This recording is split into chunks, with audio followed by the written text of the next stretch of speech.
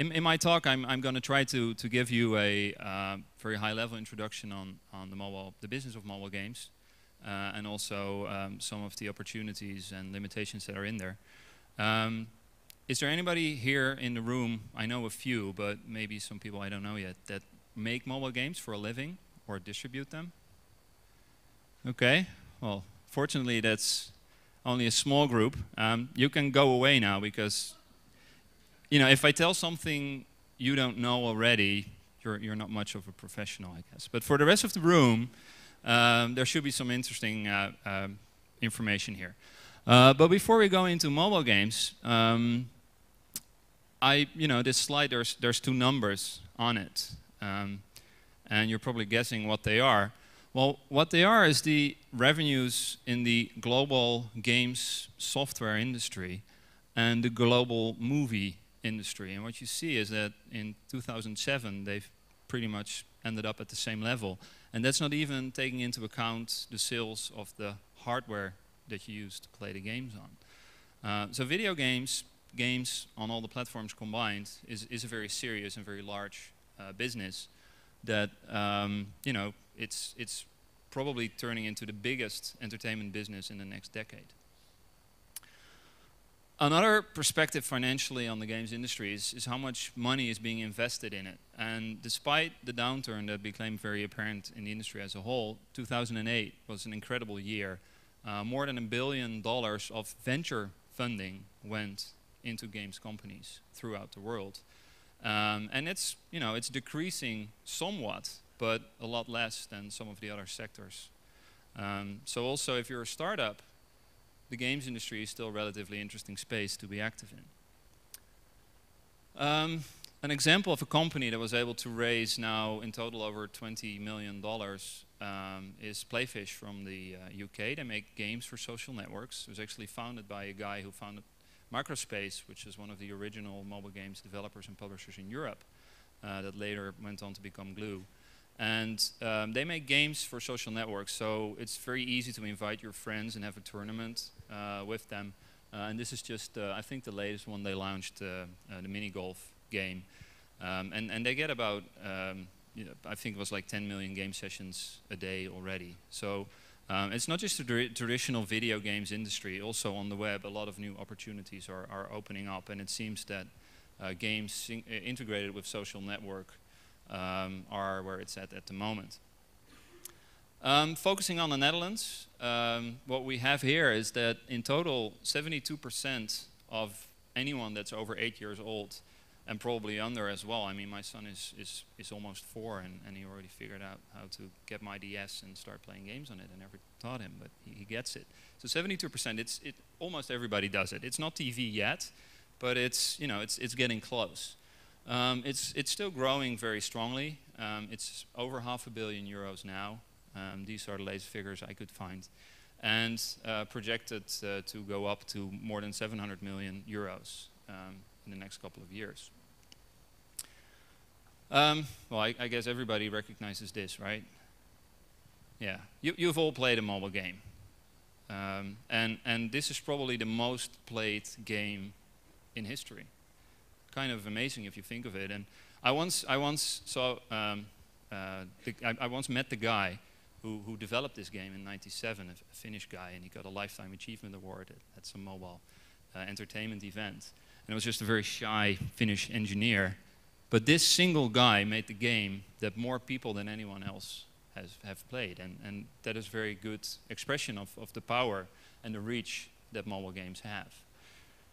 Now, if you fast forward more than 10 years, I'm not saying this is the best game. Actually, I hated it because I got the original on the GameCube and it was a lot more fun to play. But still, this game probably did more on the current generation of handset than any other application to show people how much fun mobile games can be. And also to show that tilt and touchscreen controls open up a lot of new possibilities. And it's not just this game, but we'll get to that later. So in just over a decade, the mobile games industry has come a very big distance. And still a lot of exciting new stuff is happening. One of my tasks would be to explain you what the definition of mobile games would be, and I don't know really. I mean, playing a game on your mobile phone, yeah, but if it doesn't have a SIM card, it's not a mobile phone. But would you differentiate an iPhone with an iPod Touch? They're very similar devices, and if you develop for one, 95% of the applications will work in the other as well. You can now go to into an operator store and get a netbook, you know, a very cheap small PC. You can get it for free if you buy a USB UMTS stick. So it's not a phone, but you buy it in the same way as you buy a phone. And of course, for years we've had handheld consoles. You know, not unlikely that these start to get phone capabilities, and they both have, both the PSP and the DS have Wi-Fi already, and you can even use a microphone with them. So the mobile games industry sort of extends into this, but then again also it doesn't, so it depends on who you ask if this is part of it or not. Looking at the demographics, mobile has a broader appeal, mobile gaming has a broader appeal than games on other platforms. What you see is a console is skewed towards younger people and more male-dominated, whereas web-based games you play on your browser and your PC, are for a slightly older and slightly more female audience, whereas mobile basically reaches anyone. This is a rather complex slide. I borrowed that from M-Metrics. That's probably the best research company into mobile games. But what is interesting here is that you see, first of all, the biggest dots out there means that they're the most important ones, the ones that attract the most number of users are game related. So gaming is the most popular type of application for mobile to download. And what you also see is that the audience is about 30, 32 years old, so quite similar to what we have here in the room today. And that's not that many have purchased the game, but a lot play. So they play the games that came with their phone, just like Snake. Now this is an interesting slide as well from M-Metrics. It shows you that first-person shooters is only played by young guys. But if you go all the way up here, you see that quiz, arcade puzzle, card games, strategy, it's a lot older audience and also 50% or more female players. So it really attracts a very wide demographic, which I think opens a lot of opportunities for you guys.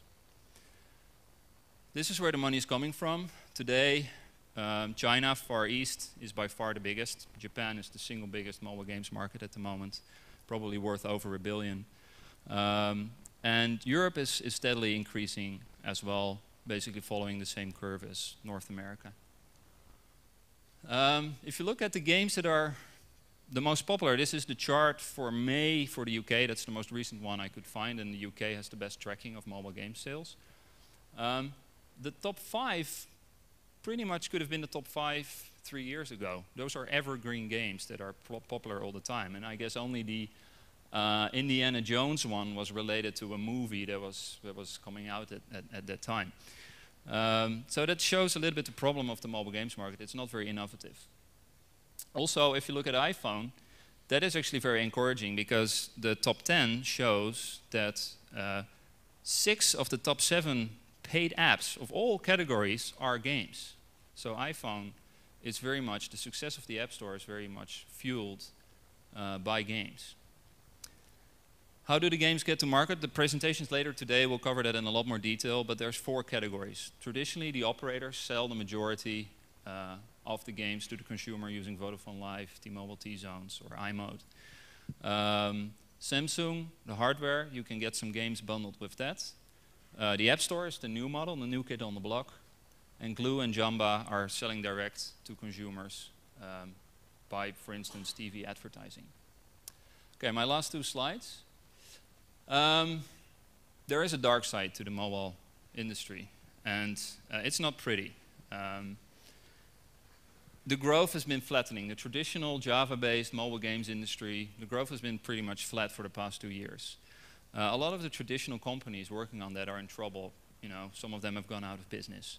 There's a lot of fragmentation, a lot of porting that you need to take into account, often consuming 50% of your total budget if you're making a game and you're forced to make it run on all those devices. The value chain is complex, it's flawed, you get a very low percentage of all your revenues. I'm starting for the sound until... one last slide after this one. And because it's innovation. You. Sorry? So now, to end on a positive note, and I'm sure the rest of the day will reinforce that, iPhone and Android have caused a revival in mobile content. What we've seen is that a lot of new people that maybe got disillusioned in making mobile games are doing it again, and that's really exciting. Flat fee and connectivity, I cannot stress this enough, is key for mobile games to be really successful. You don't want people to worry how much it's going to cost to download or play a game when they play with friends.